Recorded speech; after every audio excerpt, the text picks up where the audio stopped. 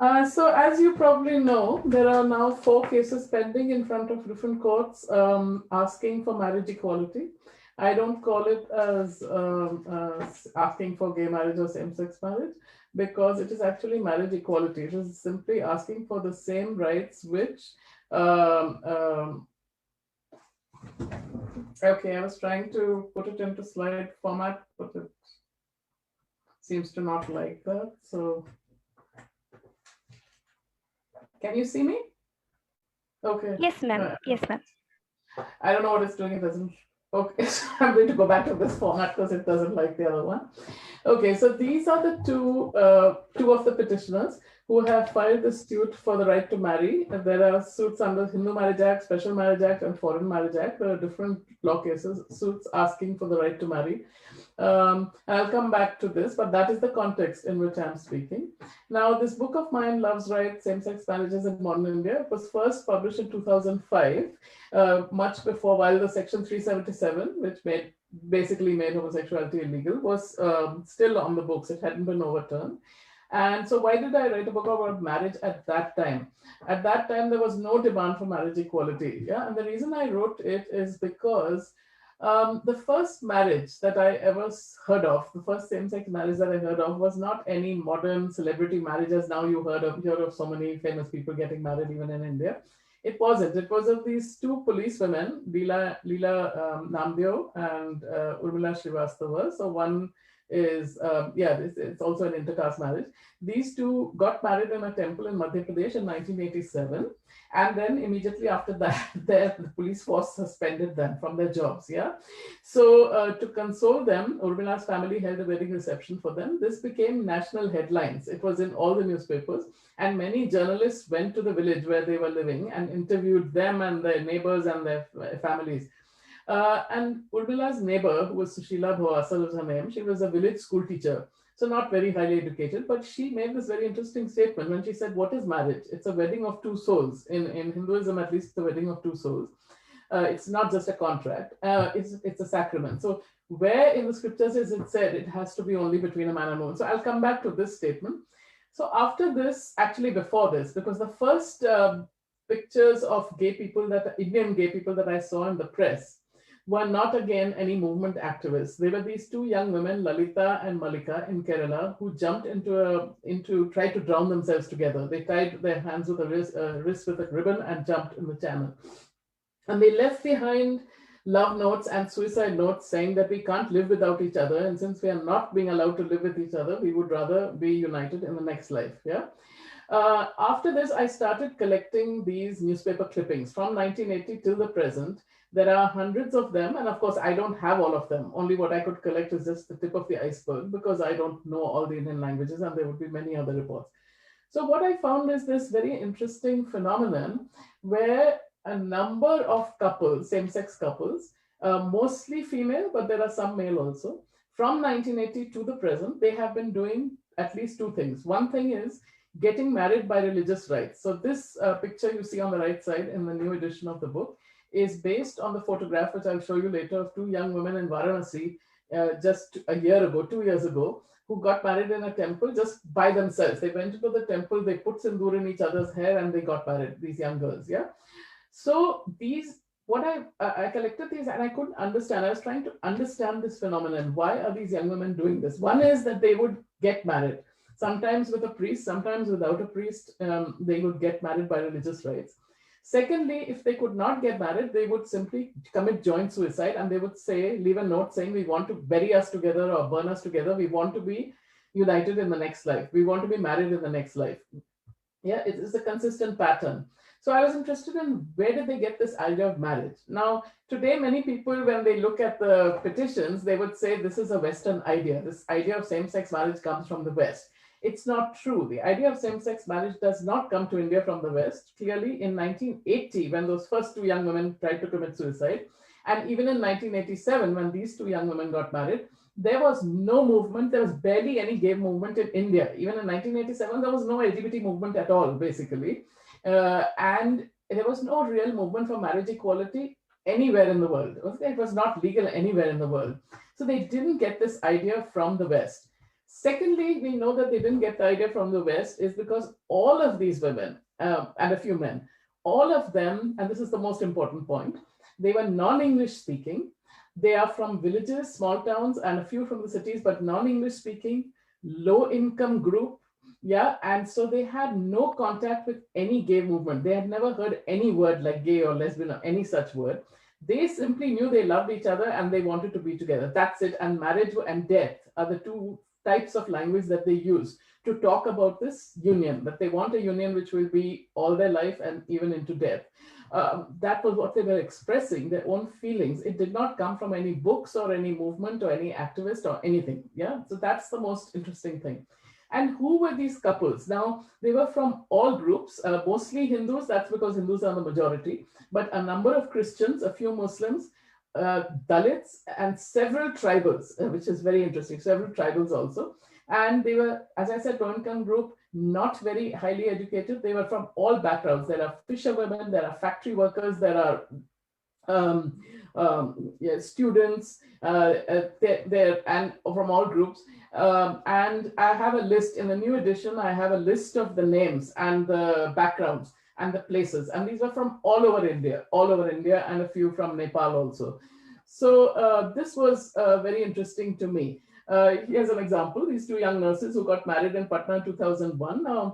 Interestingly, in some cases, the families accepted it after some initial disapproval. At least one of the families accepted it. In this case, they were married in this temple, the Mahamaya temple, and they had 200 guests. And Jaya's sister married a man at the same time. So it was a double marriage, yeah? Two siblings getting married, one to a man, one to a woman, and her entire family was present. But you can say, okay, so they got married, so there's no problem. No, there were problems, because after that, when they tried to register the marriage with the registrar of marriages, she said, no, you can do whatever you like, any ceremony, the government does not recognize this. So it means you have no rights. And very soon, their landlord of their flat, their apartment, asked them to leave. Right, so you can lose your job if you just get married, but you have no legal rights. You have no protection. You can lose your job. You can lose your housing. You are basically socially ostracized. So that was the interesting thing. Now here's another example, more recent, from 2012. Possibly marry them to men. And these young girls, they are unemployed. They don't have much. They don't have much money. They don't have contacts outside their family. It's difficult to survive when their marriage has no legal status. The parents say that what is this nonsense? You're getting married, but it makes no sense. You are just friends, and that's it.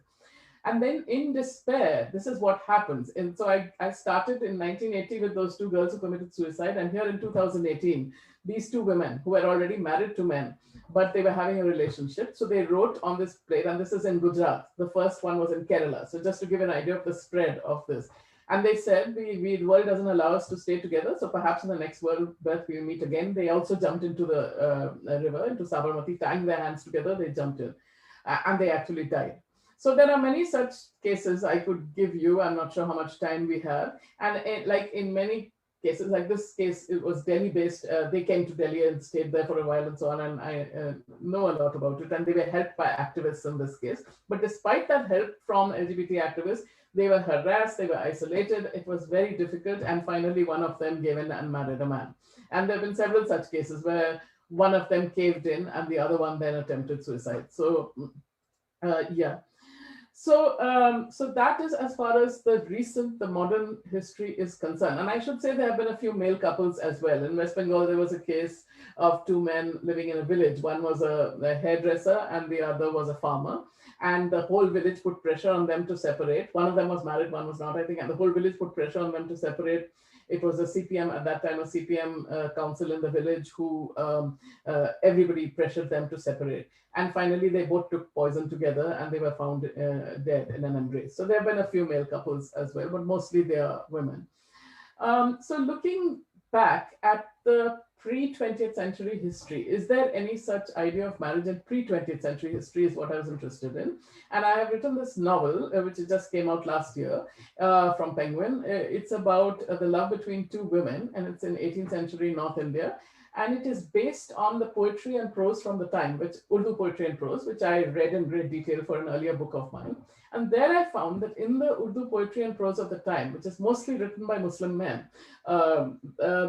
they show love between women, love between men, love between women and men. They show it all in the same way. They don't show any difference. All love is love, and they show the romance of it, the erotics of it, and also separation and distress, which also happens to men and women, right? And I should mention that in the case of the joint suicides and the runaway marriages in modern India, that of course happens to men and women too. Many male-female couples also are pressured to separate, as you know, by their families. And in some cases, they run away and get married secretly. In other cases, they give in to the families. And in other cases, they also commit joint suicide. That also happens. There are numerous, in the same period, there are numerous male-female couples who also committed joint suicide. So it's not different. In that respect, it's not different. I think that's important to say. The difference is that if a male-female couple does get married, they have legal rights. Their family may still harass them, but they do have legal rights. The courts will protect them. They can't lose their jobs for that reason, and things like that. They can, if they do lose their jobs, they can sue at least. But if you're a same-sex couple, you don't have any legal protection. That is the difference. But okay, to come back to the 18th, 19th century. So in the prose writings by these poets, I found the description of a ritual of marriage in which, let me see, yeah, this is the ritual of marriage. This is a poet, Saadat Yar Khan Rangeen, and this is my translation. He describes how two women take an elaichi, a cardamom, and break it open. And then he says, then they get married among their female companions. He uses the word shadi. And he says, these women are then called elaichi, each other's cardamom. This is not the only ritual. There are many such rituals that he describes that women perform. Okay. Also, if I read a lot and I translated a lot of this poetry, both in the novel, I translated some of the poetry in the novel. Some of these poets are characters. These actual historical poets are characters in my novel. But also, I wrote another book on this poetry, in which I translated. So here you see the sort of love between women, where one woman is describing another woman and saying how beautiful she is. I don't know if you can see the PowerPoint clearly, or should I read? Yes, ma'am, we are able to see. Yes, you're able to see. So it's very beautiful in the original Urdu, and so translation cannot capture that. But you notice how she's praising her beauty. There are many, many poems of this kind, praising the beauty of another person. A man is praising a woman is praising a woman, a man is praising a man. All the kinds of poems exist. Another one, which is about sort of how the person affects, how one woman affects another woman and how she feels. Again, there's a lot of play on words and so on in Urdu, which I can't reproduce in English, but yes, this kind of madness that overtakes her. Yeah, then this poetry also, we are nowadays, in the 20th century, all of this poetry basically disappeared. I had to go into libraries and copy out from manuscripts by hand in pencil, and it was very difficult to get hold of this poetry. It's not available in print. Some of it has now come back into print, but it was not when I was writing about it. And mine are the first translations of many of these poems. Some had been translated earlier, most of them I have first time. So the interesting thing about this is that if you have heard ghazals, which you must have heard in Hindi movies and elsewhere, the ghazals we are used to 20 men. So here, which was writing about love between men was very conventional at the time. About love between women is the unusual thing at this time. So this poet, Insha, wrote this poem about two men, just to give you an example. It's very playful. So when he starts off saying your cheek is made for kisses, why shouldn't I ask for kisses? It could be anyone, it's I and you. You don't know if it is a man or a woman or whatever. But it becomes clear when he says, Jaan nikle hai o miya de dal, aaj vada na tal bose ka. So when he uses the word miya, which means Mr. or Sir, it's playful, but it becomes clear that it's a man talking to a man. Yeah. And this poetry about love between women became so popular at this time, so late 18th to 19th centuries, that there was actually a word for poetry about what we would now call lesbian love. That's not the word then. So the word they use many words, and one of the words they used was chapti. Chapti means to stick together, right? And so Chapti Nama is a kind of poem that tells a story about love between women. Yeah, and so written about in India at all, it was as if it didn't exist. When we talked to the first. Say we talked to somebody, it was a very funny incident where I talked to a famous Kannada writer and asked him, well, is there anything written in Kannada which we could translate for that book, Same-Sex Love in India? He was sitting there and saying, I won't name him, but famous guy. And he said, no, there's nothing in Kannada. And then his secretary who was standing behind him said, but you have written a play in which it is there. Then he reminded him, and he said, "Oh yes, it is there." We actually translated that bit of that play. So people had not thought about it. It is in the literature, but and people knew it was in the literature, but they hadn't. Those who knew, few knew, they hadn't thought about it, and most people didn't know at all. So it was a matter of doing something, bringing out something which nobody had written about. Now many people, they're all poor. I should say they're almost all low-income group from 1980 onwards, and they're from all jatis. They are from all jatis, and the ones that make it into the paper these days may be of the famous and the rich, but that doesn't mean those are the only ones that are happening. There's a book by Maya Sharma called about female love and unions and relationships among the poor and the working class. And these are not known people, so their names are not going to come in the papers. Leela and Urmila's name did come in the papers because it was the first, and it was so surprising. So they do come in the papers when they commit joint suicide or they get married, but we forget about this. We only focus, it's us. We focus on the rich and the upper jati, but actually it is happening among all. That's what my book is intended to show you. It's intended to show that has been happening since at least 1980 and probably earlier among the poor, among everyone. That's what I want to focus on. These are the real pioneers of the LGBT movement. These are the real martyrs. These women are companionship primarily, and all cultures have recognized this. Aristotle has a book called Nicomachean Ethics, in which he says that marriage is a type of friendship. There are many types of friendship. Marriage is a type of friendship. And Hindu literature says exactly the same thing. Marriage is a type of friendship, and friendship is a type of marriage. This is something with some exceptions, mostly over time, I think parents do make an effort, many parents do at least make an effort to they don't want to lose their children, and so in order not to lose their children, over time they give some kind of acceptance, sometimes more acceptance, sometimes less acceptance, but over time many do. So it's a matter of informing the parents, of giving them knowledge, because if they have never seen such a thing in their life before, like a same-sex relationship, then it's entirely new to them. But so by introducing them to more such couples, to more such relationships, introducing them to information from the past and the present, so that it doesn't seem a totally alien thing to them. Many people have told us that they gave the book Same-Sex Love in India or Love's Right to their parents as a way of educating their parents, because they want them to read something, if they are reading type of parents. If they are not reading type of parents, then it could be through films, like for example. I thank you, ma'am, for giving us your precious time from your busy schedule. We look forward to connect with you in the future as well. So we would look forward to have amazing webinars in the future as well.